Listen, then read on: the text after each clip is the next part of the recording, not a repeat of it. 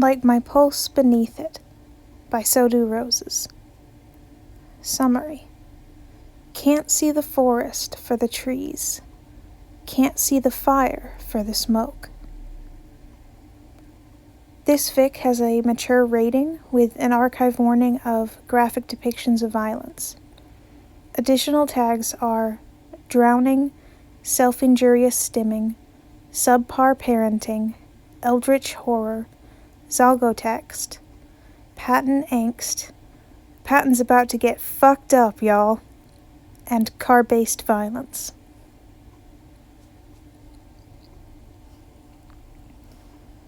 When Roman opened his eyes, the world had gone completely blue-black, all cold and pressure and choking.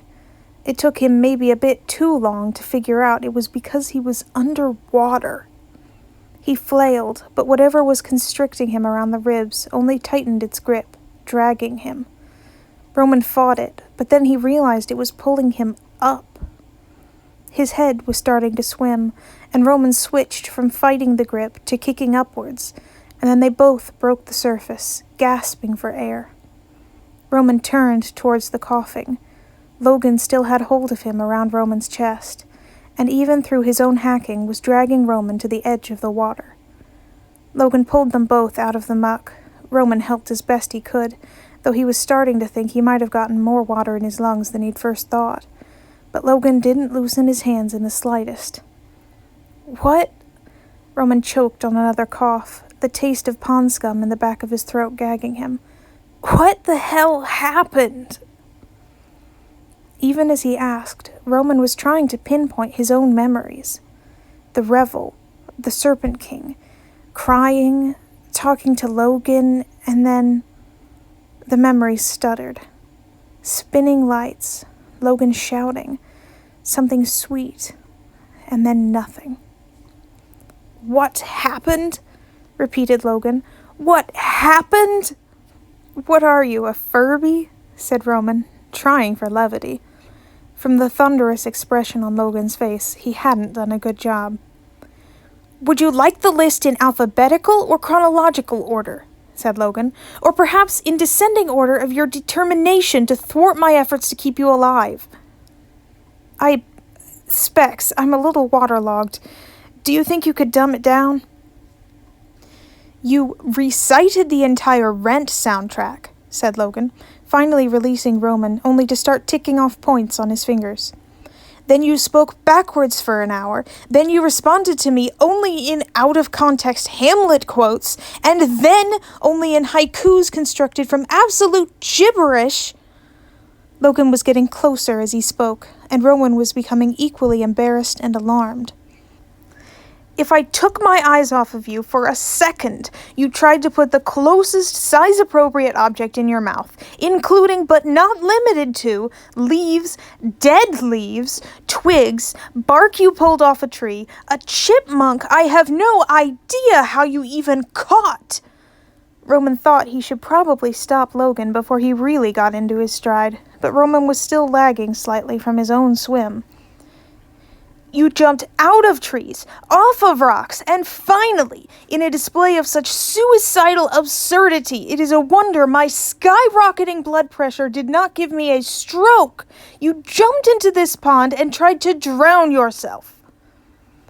Logan was shaking now, and when he finished speaking, his hands flew up to his hair, making fists in the strands and pulling furiously. "Hey, easy," Roman said, alarmed. He sat up, placing his hands on Logan's wrists and gently tugging on them until Logan's hands relaxed. Logan looked up at him and raged, and that was when Roman realized Logan was crying. "You could have died," he choked out. "I didn't," Roman soothed.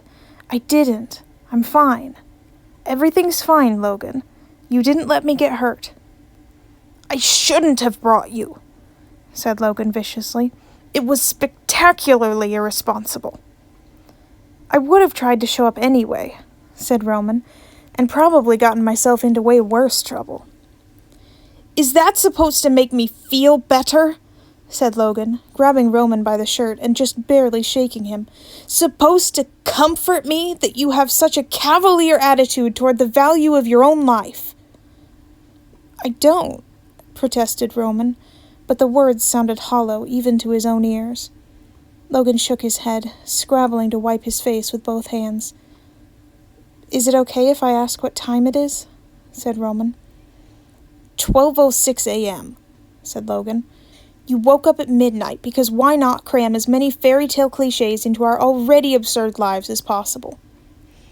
Roman couldn't help but snort nervously, and Logan glared at him. They stood up, Logan insistently shaking off Roman's attempts to help. Roman reminded himself that Logan was just upset, and that Roman didn't have to be melodramatic and feel like his heart was breaking over something so small. "We smell like pond scum," said Logan, uncharacteristically petulant. Roman snorted again, and Logan still didn't smile back, but he didn't glare that time either. "Did you get everything that was so important from the revel?"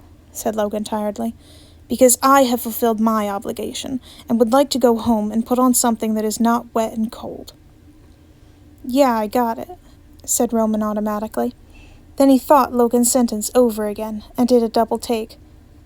"What do you mean, obligate—" But Logan was already picking through the underbrush, gesturing for Roman to follow. "I do not feel comfortable with the idea of you walking to your home alone through the woods," said Logan, just a hair faster than he usually spoke. "We will have to figure out an explanation for my parents in the morning as to why you are in my house."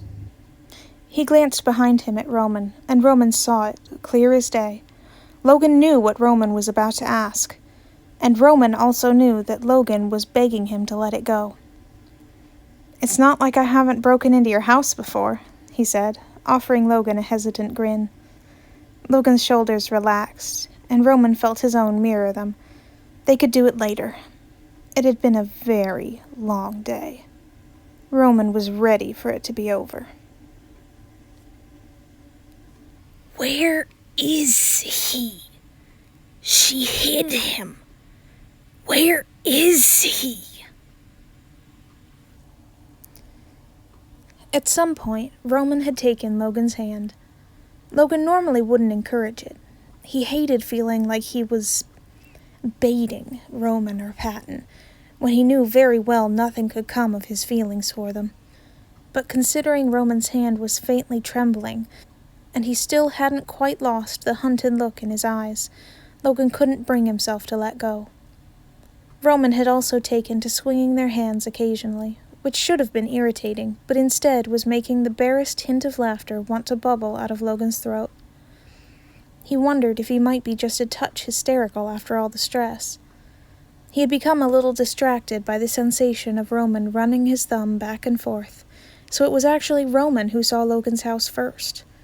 When Roman did, he stumbled slightly. "Shit," he muttered. "What?" Logan looked up, and his body went cold all over. The back porch light was on, and he could see more lights inside through the kitchen window. Logan could also see his mother through the window, staring at the two of them just inside the edge of the woods with an expression of abject horror. Shit did not even begin to cover it, in Logan's opinion. Mom disappeared from the window. Roman tightened his grip as Logan walked woodenly towards the back door. She got there first, stepping out onto the porch, pale and nearly shaking. "Logan!" she said, her voice weak. "Where have you been?" Logan didn't know what to say. He didn't know how to say it. Mom's face hadn't shifted at all from absolutely terrified, and Logan's throat was rapidly clogging with his own panic. Logan took one shuffling step forward, and Mom stepped back. "Mom?" he said, and he couldn't even be embarrassed at how high his voice had gone. Roman squeezed his hand, and Logan barely registered it. Mom was wringing her hands, looking back and forth between Logan and the house. She pressed her knuckles to her mouth, something she did to keep herself from biting her nails. She only did it when she was especially anxious. "I don't she started. She looked down at him, still panicked, but the corners of her mouth had firmed a little with determination. I don't think you should come inside right now, Logan. The lump in Logan's throat had turned to a lead weight, sliding down to settle in his stomach. His free hand raised slightly, and Mom glanced at it, a moment of total agony flashing across her face. But then she set her face again, taking a deep breath. You can't come in right now, she said firmly. Go to Roman's, or Patton's, sweetheart. Come back in the morning. She turned, moving a little quicker than she usually did, and when she shut the back door behind her, Logan's heart seized. And then he heard the click of the lock, and felt like it shattered. Logan, said Roman, achingly gentle. She locked me out, said Logan faintly. Logan, Roman repeated, squeezing Logan's hand, a grounding anchor in the sudden sea of doubt Logan felt like he'd been set adrift in. She'd locked him out. On the night of the full moon, locked Roman, human, out with him rather than let Logan into the house. Logan barely registered that Roman was pulling him back into the woods, leading him like a child. It was several minutes before he spoke, and when he did, it was completely involuntary. She locked me out, he repeated, barely audible. He felt like a faulty CD, skipping over the same lyrics again and again, stuck. It's okay, said Roman, and Logan had the distinct feeling this wasn't the first time Roman said it, and that Logan was only just now hearing him. There's got to be a good explanation. She was afraid of me, Logan said, voice completely flat, and Roman came to a dead stop, whirling on Logan and squeezing his hand so hard it bordered on painful. No, he said firmly. You saw her, said Logan, his voice still devoid of emotion. You saw her face. She was terrified. Yeah, she was scared, Roman said, but that doesn't mean she's scared of you. What else could she possibly... I don't know, said Roman helplessly, but it wasn't you. It couldn't be. It isn't possible. Logan stared, still and unconvinced. Roman must have realized how desperate he sounded because he gritted his teeth in fury. He dropped Logan's hand, only to bring both of his own up to cup Logan's face. And even if she is, Roman said, vehement, I'm not. Patton's not. You can't speak for... Then when we get to his house, you can wake him up and ask him, snapped Roman. We are not afraid of you. We will never be afraid of you. How could you even... You fold your socks. You are a tie to a fairy revel. Logan laughed, startled, but he was still shaking his head before Roman had finished. When he spoke, his voice cracked, just barely, and Roman swiped one thumb over the swell of Logan's cheek. You don't know that, Logan said. You can't. You cannot possibly know every potential outcome of the future. Try me. Roman cut him off forcefully. Roman's expression flickered, clearly deliberating. He set his jaw, seemingly coming to a decision, and then he leaned down and pressed their mouths together. It could hardly be called a kiss, especially considering Logan had seen Roman kiss people, and it usually involved a significant amount of saliva. They were barely touching, aside from the hands on Logan's face and the faintest pressure on his lips. Roman was perfectly still, waiting, Logan realized. Less of a kiss, more of a question. Logan knew what the answer should be. The moment stretched, and then Roman's shoulders fell, just a fraction, and he made to move back, his mouth already pulling into an apologetic smile. Something clenched in Logan's chest, and he rushed forward. Their teeth clicked together, a little jarring. Logan was too nervous to do anything but peck Roman, and then he retreated, his ears burning. It had lasted barely a second, but Roman was looking at him like Logan had plucked the moon from the sky and handed it to him. "We should not have done that," Logan blurted immediately. Roman didn't stop smiling, but he did go a little sad around the eyes. "No, probably not," he agreed with a short, humorless laugh. "A foolhardy decision, to be sure." Logan had said it first, so he really shouldn't have been so distressed by Roman agreeing with him.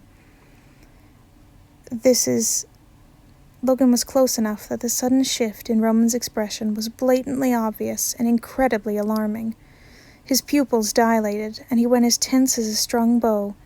In one fluid motion, he removed his hands from Logan's jaw, stooped to pick up a stone, and pitched it into the black night. Logan was completely baffled for the half-second before an indignant squawk came from the direction Roman had thrown it. "You overgrown rat with wings! Did you follow me?" The sound of feathers rustling indignantly was followed by the sight of Jax, swooping out of the darkness onto a closer tree branch and cocking his head. He left his wings half extended, and Logan couldn't help but take a step back. Jax was enormous, huge and silky black, and his head a spot of blood red in the total darkness. Logan found Jax intimidating enough in the daytime. Right now he was just plain terrifying. Roman didn't seem cowed in the slightest. He bent again and grabbed another rock, flinging it furiously. Logan's eyes had followed Roman automatically. When he looked down, he startled again. Roman hadn't seemed to notice, but Logan certainly did, because the area around them was absolutely overrun with tiny blue forget-me-nots. Logan's ears were burning, and he hoped desperately that it was too dark for Roman to distinguish the color on the ground from the surrounding forest debris. The last thing he needed was for Roman to get invested in the flower issue. Thomas was bad enough. Jax let out a low hiss that made all the hair on Logan's neck stand up. Roman bent to pick up yet another projectile, but Jax beat his wings, the wind ruffling Logan and Roman's clothes, and took off into the night. "Giant, foul-tempered pigeon vermin," Roman was muttering darkly, and Logan could barely make out the words through Roman's petulant sneer. Roman shook himself, furious. He gave Logan a brittle smile and held out his hand. "Patents, right?" Logan briefly glanced in the direction Jax had flown, hesitated, then slowly nodded. "Patents," he agreed.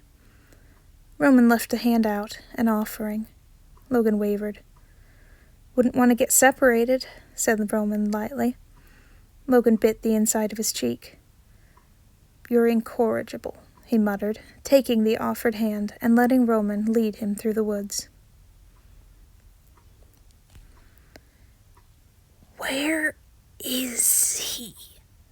Where are you hiding him? Where is he?" Patton and the fairy prince had lapsed into silence. It was mostly Patton's fault, which made him feel a little silly. The fairy prince hadn't cried as he told the story, but Patton had, and he'd ended up wrapping the fairy prince in his arms and dripping tears into the other boy's hair. And though the prince hadn't cried, he also hadn't moved at all since then.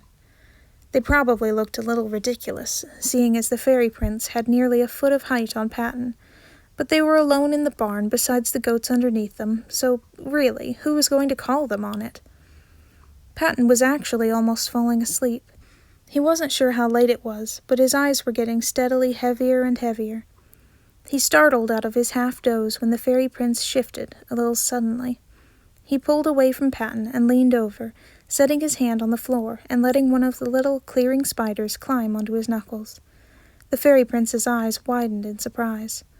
He glanced at Patton, hesitant. "They're coming to us," he said carefully. "Well, coming to you, anyway. Roman and Logan." Patton couldn't help but sit up, his desperate hope probably painted all over his face. "She says they're almost here." Patton stood, nearly vibrating with nerves. He blinked, and then the prince was standing too, and Patton had a flash of dizziness. The prince didn't even seem to notice how fast he could move, or how disorienting it was to see it. Patton moved towards the ladder. When he turned, making to climb down, the prince hadn't. He was staring over at where his old clothes were folded. Don't you want to come?" said Patton. "What? Yeah, I'm coming," said the prince. But instead of moving towards Patton, he went over and grabbed the silver cloak he'd been wearing before he changed. Patton climbed down the ladder, and the prince followed. Patton wondered if he ought to bring it up, but the prince hadn't seemed irritated by any of Patton's questions so far. "Is the cloak important?" The prince shrugged, brow furrowed. "I don't know," he said, "but it's the only thing I woke up with that I didn't go to sleep in. Gotta have some kind of significance." Patton nodded in agreement. The prince followed Patton out of the barn, and when Patton halted in alarm, the prince's hands flew up like he intended to place them on Patton's shoulders. "What's wrong?" said the prince. My parents' car is gone," said Patton, bewildered. "I guess I didn't hear them leave? But what time is it even? Why would they have—" Patton trailed off, a little disquieted. They hadn't known he was out there, which meant they meant to leave him alone in the house, and go out on the night of the full moon, which was some super spooky behavior. There was too many things happening. Patton couldn't worry about all of them at once. Shaking himself slightly, he turned away. They both made their way around to the side, facing the forest. Patton couldn't help but shuffle anxiously, glancing up at the full moon overhead and trying not to shudder. Patton picked up the previous conversation, not wanting to dwell on what reason his parents possibly could have had for leaving. "Were there any other differences? From when you went to sleep and when you woke up?" he asked. The prince seemed to sense Patton's nerves. He reached for Patton's hand, hesitated for a moment, and then laced their fingers together. Patton's heart started racing for an entirely different reason. "The casket itself," the prince replied, "and one of my knives is missing." "One of? How many do you have?" laughed Patton. The prince didn't answer, just smiled in a way that was significantly less gentle than he'd been so far. Patton was torn between finding it frightening or finding it, whatever the opposite of frightening was. Patton didn't really know what kind of almost the prince had meant by almost here. They should maybe sit down to wait for Roman and Logan, but Patton couldn't seem to relax quite enough to flop down, though whether it was the moon or the possible confrontation he wasn't sure. The prince's hand went rigid in Patton's, and Patton stood up straight. He squinted into the darkened woods, trying to see anything through the trunks and branches. He didn't, but the air did get rather prickly, and Patton felt the distinct sensation of being watched. The prince's hand was squeezing his now, just this side of uncomfortable. "I can see you," said the prince, barely raising his voice, but somehow still carrying the sound crystal clear into the air. His voice was low and level, but Patton could feel tension radiating off of him. "No need to lurk in the shadows like a stalker." A single, short note of laughter came from the dark of the trees, and Patton recognized it instantly as Roman, the second before he and Logan came into view. Patton felt like something should happen. A light, or a spark, or something big, because it felt big. Felt like his chest was so full of feelings that his ribcage might burst open. But there was nothing, just a painfully awkward silence, broken only by the singing of the night insects and what sounded like one particularly persistent owl. "Hey, Pat," Roman finally said, obviously trying to keep his voice light and falling spectacularly flat. "You're up late." He turned to the prince and offered him a tense smile. "And hello to you too," he said with a wooden smile. "You seem a little bit friendlier today." "Patton's not nearly as annoying as you," said the prince. and Roman's mouth dropped open, indignant. And he's not spent the night in my brother's court, so he's definitely doing better than you as far as my trust goes. Roman's offense slipped off his face entirely, his skin draining of color. Logan, who still hadn't spoken or stopped staring intently at the fairy prince, went rigid as a board next to him. Patton had a feeling it would be very easy for the situation to spin totally out of control at this point, and he blurted out the first question that came to his mind in an effort to stave off any kind of explosion. "Are you hurt?" he said. "No. Are you?" said Logan, brisk and abrupt and very hostile, still staring at the fairy prince, and apparently Patton had managed to, somehow, make the situation worse. Not great. "Of course not," soothed Patton. "The prince is our friend, remember?" he said, repeating the words he'd said when they found the shattered casket. It felt like it had been years ago rather than just a few days. "No, Logan started, and then his voice cracked and cut off. All three heads swiveled towards him, baffled. Logan seemed just as surprised as the rest of them, but his expression was rapidly going from shocked to absolutely mortified. He started, trailing off. It wasn't often Logan was at a loss for words. Patton could feel his face pulling up into a grin. He turned, and the fairy prince was clearly trying to stay stern and failing miserably. Setting his shoulders, Patton squeezed the prince's hand and started walking resolutely forward. The prince pulled back slightly, but after token resistance he still fell in step. And considering Patton knew very well he wouldn't be able to take the prince anywhere he really didn't want to go, he felt fairly comfortable ignoring said resistance. When they reached the other two, Patton gave them his best, gentlest smile. "I know everyone's upset," he said softly, but firmly, "and we all really we have to talk about it." Three faces were staring at him, in various shades of curious and hopeful and downright petrified. "But honestly," Patton said, the slightest shake entering his voice and his eyes starting to feel a little bit wet, I really just think we should hug right now." There was a beat of silence as everyone processed what he said. Patton stood perfectly still, holding his breath. "Yeah," said Roman thickly. "That's probably a good start."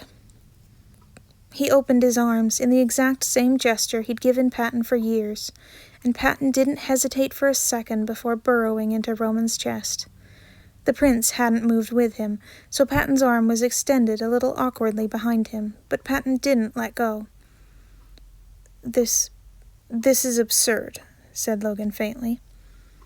"Blah, blah, something about oxytocin. Just get in here," said Roman, voice still distinctly wobbly. Logan wavered for another second before sighing and shuffling forward, wrapping both arms around the two of them and tucking his head into Roman's neck. Patton twisted his head around, his cheek resting on Roman's chest and looking back at the fairy prince. He hadn't let go of Patton's hand, but his face was completely indecipherable. "Come on," said Patton, tugging gently. "Snuggle time, kiddo." The joke had the desired effect. The prince's eyes went fond. He squeezed Patton's hand and came in close, folding their hands up so they laid together on Roman's chest, and placing his other hand tentatively on Logan's shoulder. He laid his forehead against Roman's, so the two tallest of them made a sort of shelter over Logan and Patton. Patton felt warm and safe and nearly deliriously happy. "Virgil," said the fairy prince. "My name is Virgil." Patton could feel Logan and Roman turn their heads toward the fairy prince in astonishment, but Patton didn't look up himself, only hid a blinding grin. The prince, Virgil, actually cracked a smile. "I know all of yours," he said, serene and maybe a little pointed. Seemed fair. They went quiet. It seemed like the forest did, too, the insects and the night birds falling into a hush, like even they were afraid of breaking the moment. Patton wasn't sure how long they stood, He was starting to get uncomfortably warm, despite the fact that both Logan and Virgil ran significantly cooler than Roman or Patton, but it was Logan who moved away first. "While that was pleasant," he said, "it was quite inadvisable to do it out in the open. We should move indoors." Patton slipped out of Roman's grip at the same time Virgil dropped Patton's hand. Patton pulled his collar a little, still flushed. "My parents probably locked the door," he said apologetically. "I hope the barn's okay." "We could drive to my house if you want to risk it," offered Roman. "Logan's is closer," said Patton. His voice was a little breathless, but nobody seemed to notice. Why was it so hot, he thought, baffled. Logan flinched, and for a second he looked absolutely heartbroken. Patton felt a short prickle of indignation on his behalf. "My mother has forbidden me from our home for the night," said Logan, after schooling his expression back into some semblance of calm. The prickles sparked into a brief flare of rage before blinking out like flash paper. Roman spoke, and Patton realized with a sort of distant frustration that Roman's lips weren't lining up with the words. "Where is he?" "Where's who?" asked Patton, confused. He pulled his collar again. They all three turned to look at him, confused, except Logan, whose face drained of color all at once. "No shit, Patton," said Logan, his voice quietly horrified. "We have to get out of here." "What? Why?" said Patton, strangely irritated. "Patton, I don't have time to explain this. We need to go right now." Logan was reaching for him, and Patton felt another twist of annoyance ripple through him, like wringing out a towel. His skin itched with the heat, and Patton scratched at it absently. "Where is he?" "Where is who? What are you talking about?" Patton snapped, and then he saw some kind of understanding dawn on Roman's face. Roman swore, vehement, jamming his hands into his pockets and digging around for something. "What's going on?" said Virgil, looking warily between Patton and the horrified expressions of the other two. Patton's chest throbbed with another wave of frustration. Why would nobody answer him? "Where is he?" Patton demanded. They weren't listening. Nobody was listening. Why couldn't anybody answer him? Roman had something in his hand, and he took hurried steps toward Patton. Roman grabbed him by the wrist, reaching his other hand towards Patton's head. Patton felt a snarl bubble up in his throat before he even noticed. "Stop fucking touching me!" Both Roman's hands careened away like hooked fish. His face morphed from panic to downright terror, and he shoved whatever he was holding into Logan's hand, babbling something too quick and too low for Patton to understand. They must know.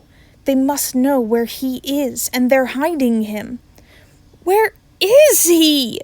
he screamed, and in some deep, sleepy part of him he noticed there was something strange about his voice. But he could barely hear it anyway over the roaring in his ears. His skin was still on fire, itchy and crawling, and his nails scraped against his skin, leaving trails of fire behind them. He was so angry, furious.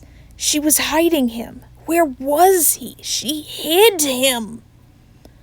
Someone grabbed him, and Patton lunged, his vision blotting with black and red and rage, frenzy and fire. And where is he? Where is he?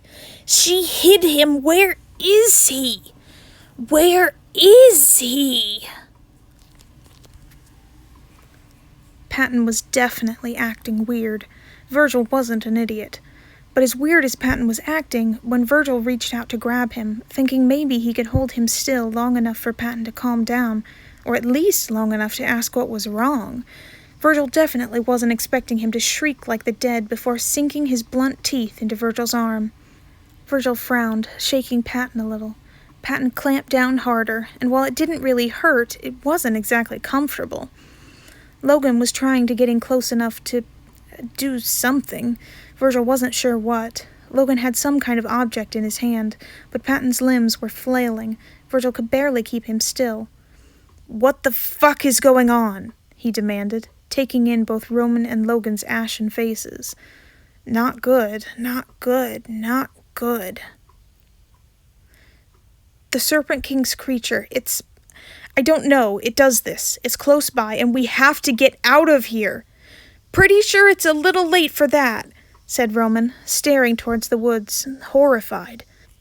It seemed like a wave of gray was slowly seeping its way across the grass like spilled paint. As it got closer, Virgil realized it was the grass, dying, shriveling into dry and blighted detritus.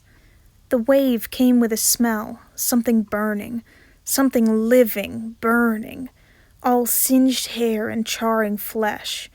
Virgil's stomach clenched with nausea. Roman booked it, heading for the barn door. Virgil took a moment to wonder if he honestly thought hiding in a barn was going to stop whatever the hell this was. Patton's teeth relinquished their hold on Virgil, but only so he could throw his head back and let out a hair-raising screech. He thrashed in Virgil's grip. One of Patton's hands, curled into claws, slashed at Logan's wrist, and whatever Logan was holding went careening away, disappearing into the darkness. Roman returned, carrying what looked like some kind of garden tool. Virgil thought that now was probably not a good time for him to find Roman endearingly dense. He didn't have time to call Roman on it before he saw something just inside the shadows of the trees shift. And it was a shift, not a movement, like something out of sync with the space around it. It came closer, and Virgil could hear it, scraping and metallic, yet whisper-soft. Where is he? Where is he? He felt like someone was nailing his head to a wall. Logan also looked distinctly green, and Roman was shaking, one hand holding the garden tool like he really was going to fight the thing off, and the other pulling desperately at Patton, trying to help Virgil pull him back. Patton wailed again, and this time the creature answered, a distorted echo. Where is he? She hid him away. Virgil tried to understand what he was looking at as the creature came into focus out of the trees. He couldn't see it as a whole, only impressions, pieces. A flash of mottled scales, a glint of menacing razor-sharp teeth.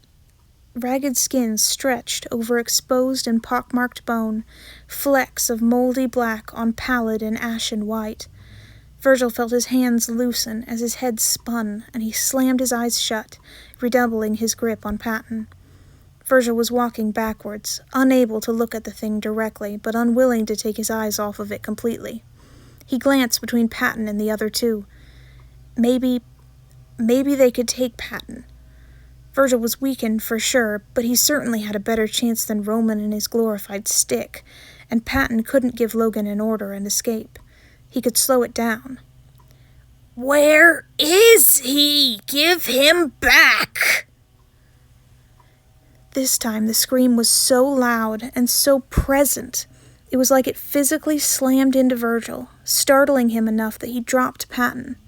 Patton didn't make it far, as Logan, already touching him, moved in quickly and seized him around the ribs. Patton's hands, clenched into fists, beat furiously at Logan's back. Another wordless hiss, lower this time, came from the creature's direction, except it wasn't distorted, and came from slightly higher? Virgil looked up, and for a moment the utterly nonsensical thought of Ritter fluttered across the front of his mind. But that was stupid, because Ritter was a dog, obviously. A dead dog. He certainly wasn't a buzzard. The bird was swooping, talons extended, clawing at the creature.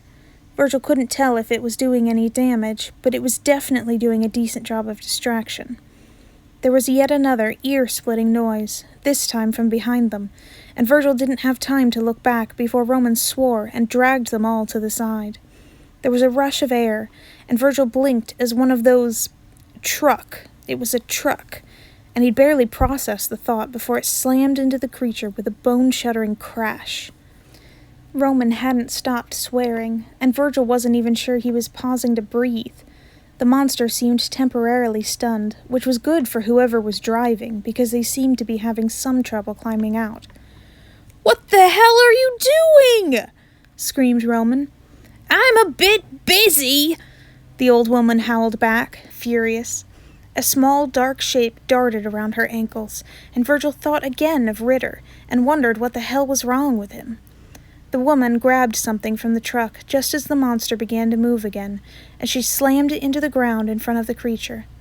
It was a bottle, Virgil realized, full of some kind of liquid. Where it splashed onto the monster, it seemed to almost melt, sizzling like acid. It thrashed, the air rippling around it.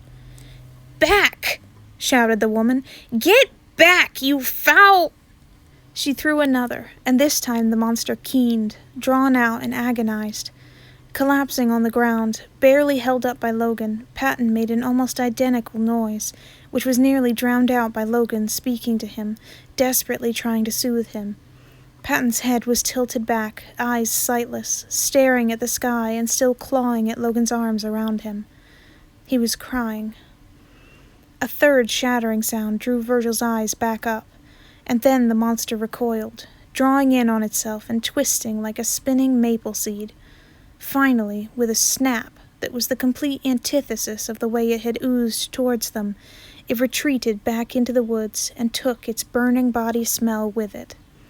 The second it was gone, Patton went boneless, and Roman launched himself forward, absolutely enraged. "You batshit crazy hag! What the hell were you thinking?" The woman scowled, retrieving a cane and slowly shuffling across the lawn towards them. "You're holding a garden hoe," she spat, "and you're welcome."